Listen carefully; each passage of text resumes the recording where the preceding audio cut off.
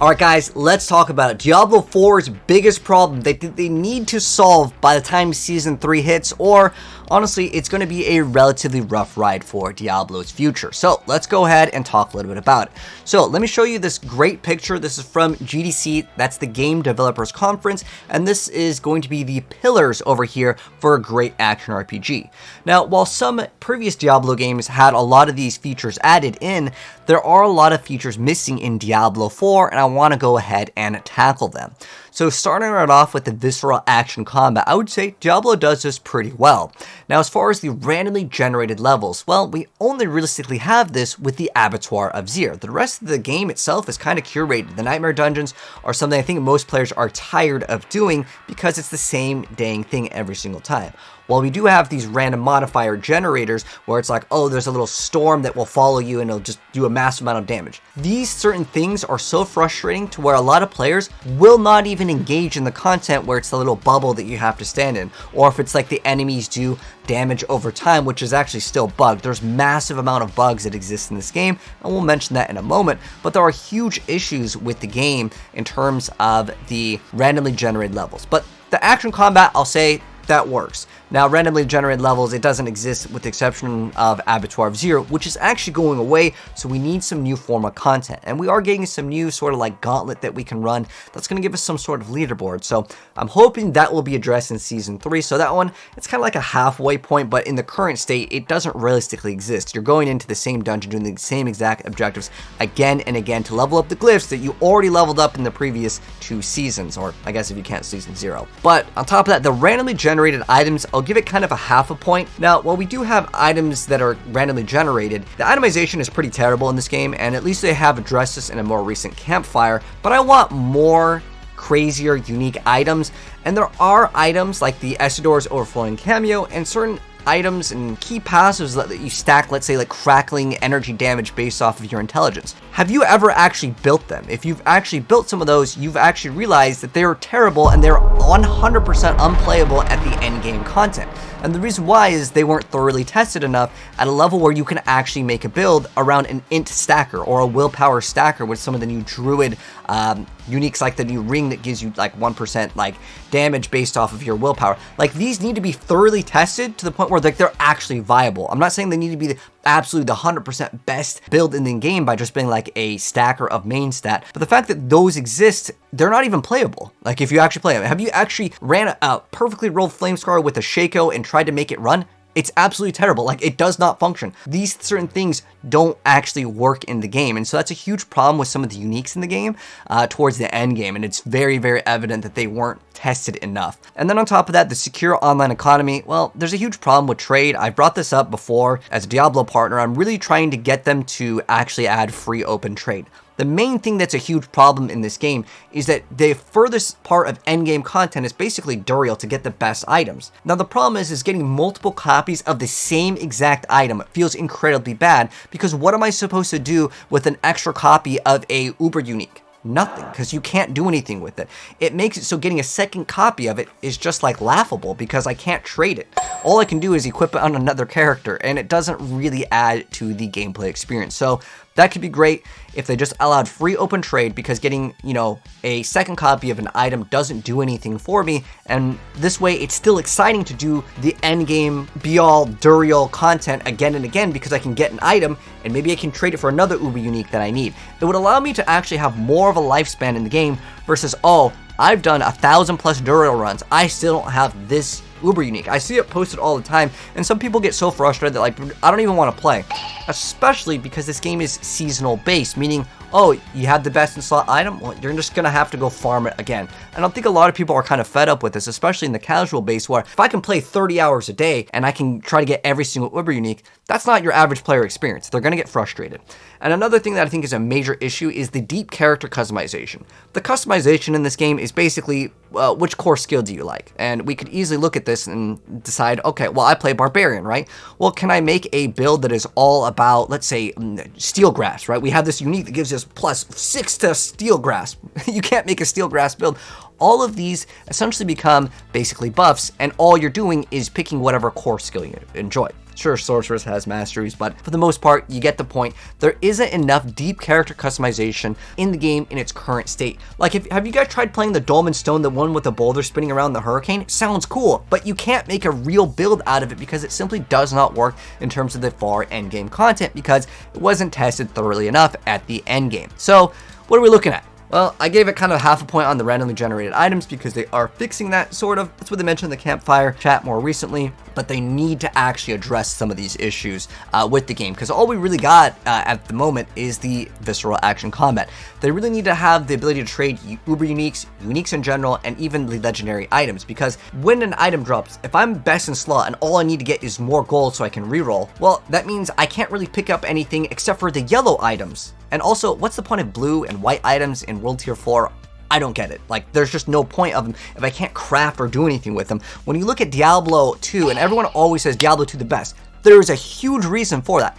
Every single item, pretty much in terms of the rarity, serves some sort of a purpose. In Diablo 4, a blue and a white item is absolutely worthless. It's just basically trash that you're picking up. It messes things up, especially if you play controller. And I won't go too far into like controller being an advantage in this game because there's people complaining about controllers overpowered in the game.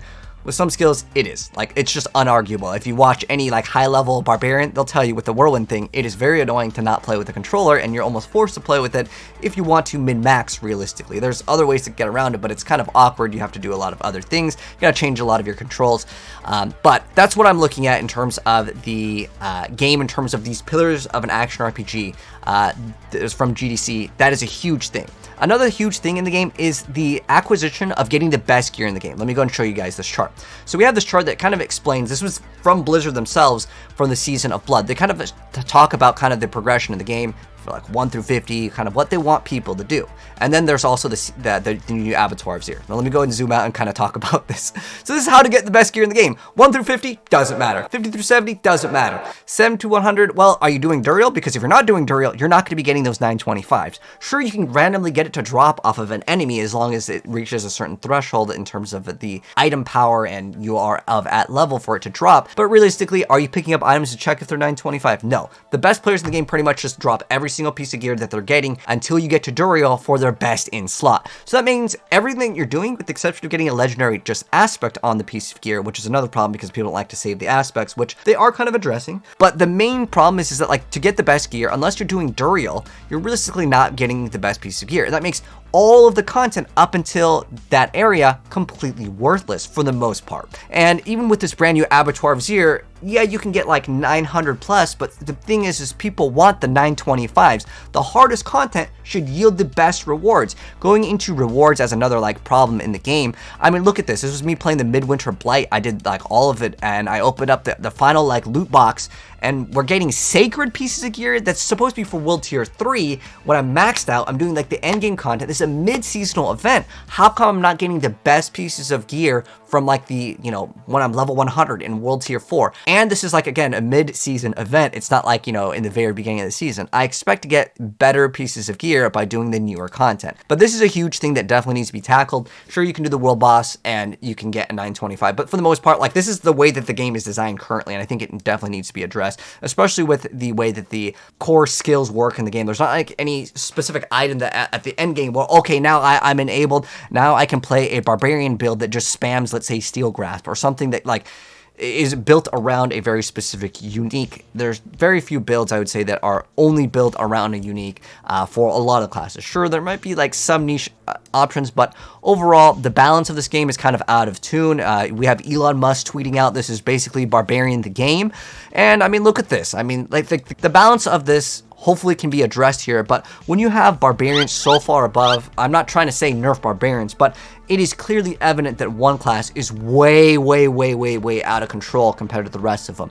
And well, I want to say that, like, it's kind of cool to see like one character be a little bit better than others by being an astronomical, such a high amount to the point where it's like unplayable for some people to complete the furthest endgame content. Maybe that could be something that can be looked at and they can address a little bit faster, whether it is buffing the other classes to keep up or nerfing them.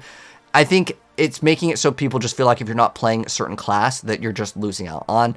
But if they have leaderboards for every specific class, this could kind of address the issue.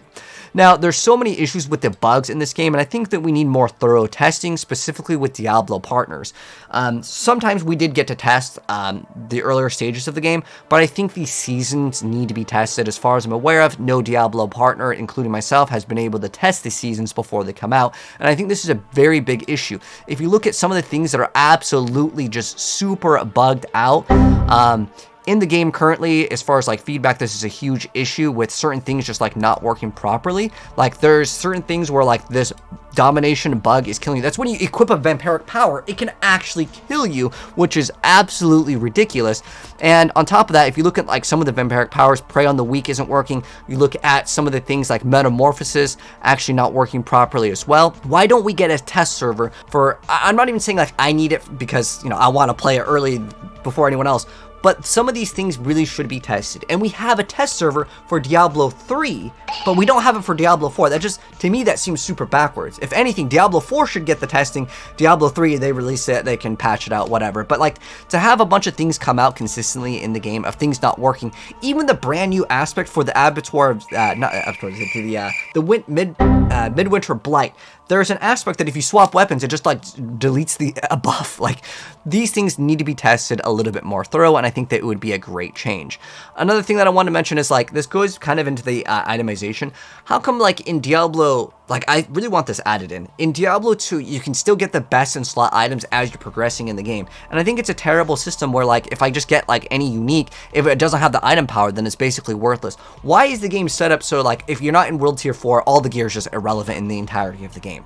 It seems super backwards. I'm not saying every single piece of gear throughout your entire leveling process could be best in slot. I think that there are some uniques in particular that could drop that could be the best in slot as you progress, because it will make the gameplay experience a little bit more exciting. One excellent example that I can give you guys, if you guys have ever played Pokemon or Yu-Gi-Oh, when you're opening up packs, there is a chase item to get. But throughout the process of leveling up all the way to getting to World Tier 4, everything that drops is irrelevant for the most part, unless you're getting a little aspect here and there. But for the most part, you're not getting an item that you're like, oh my gosh, I get super excited about. So opening up all these packs is kind of like the same mindset of opening up a pack that has no chase card. There's nothing to get in the entirety of your play session when you're leveling up until you get to World Tier 4. So this would be a huge advancement. Again, it goes kind of like into this point over here. I think Abattoir of Zir needs to drop better pieces of gear at the end of the day. Again, going back into like the progression here, the whole like beginning process is kind of irrelevant. Even this new Abattoir of Zir, all you're doing is leveling up a glyph, which gets deleted, which definitely does feel bad. And you could even go on to, you know, Reddit and look at where people are like, dude, getting all these pieces of gear is like giving me a gear score of like 600 to 800. It's a joke. Why are you putting these as rewards in the game? It is super, super disappointing. And people are like, where's all the Midwinter Blight stuff I played? It's kind of boring. Some people are kind of mentioning that it's just an okay event.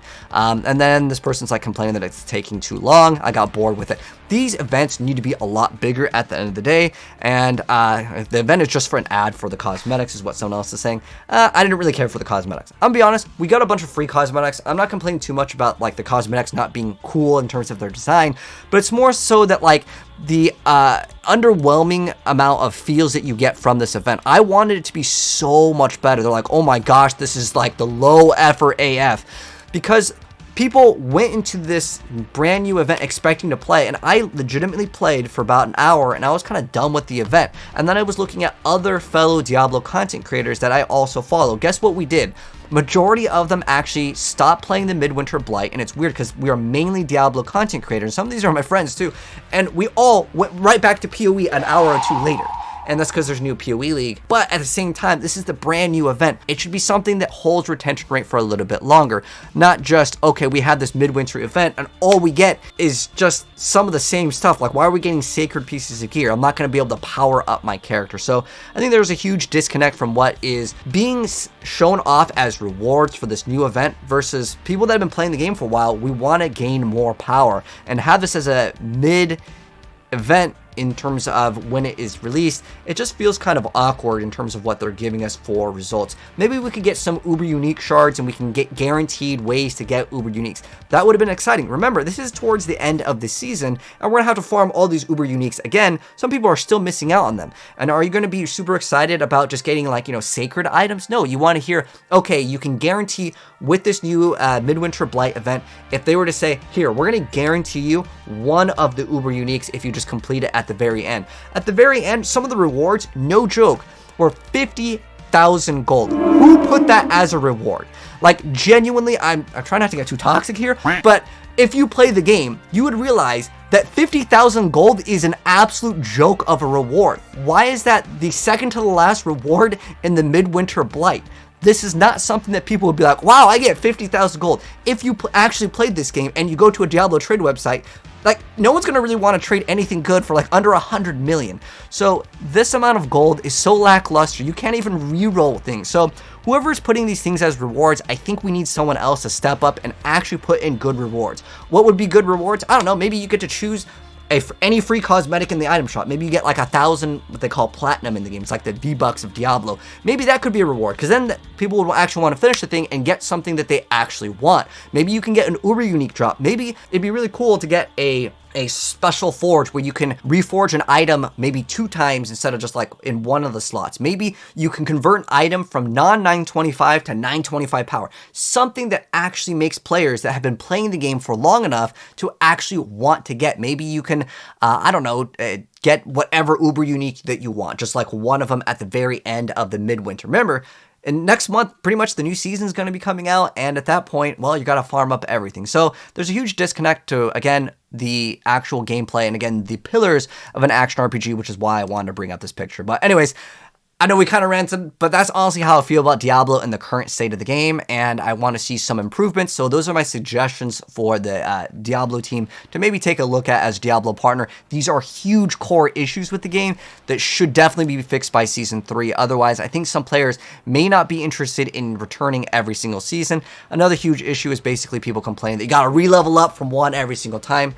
That's kind of how action RPGs are, but they could maybe expedite the progress on maybe leveling up alts, because leveling up alts, I can tell you, I've leveled up every single character this season to 100, and leveling up the glyphs and doing nightmare dungeons again and again is not what I would consider fun. So these randomly generated levels definitely need to be looked at, and other forms of content to actually level up our glyphs. Anyways, let me know your thoughts down below in the comment section below. But if you guys enjoyed the video, drop a like, subscribe if you're new, and I'll update you guys if things do change. And I'm hoping by the time I do my like end of the season write-up, because I'm going to do that as a Diablo partner for things that they're going to be needing to fix, I'm going to kind of condense everything that I said in this video into like shorter forms here. But if you have any other suggestions, let me know, and I'll try to provide that feedback to Blizzard as well as a partner before the season ends. Anyways, take care, and I'll see you in the next video. Peace out.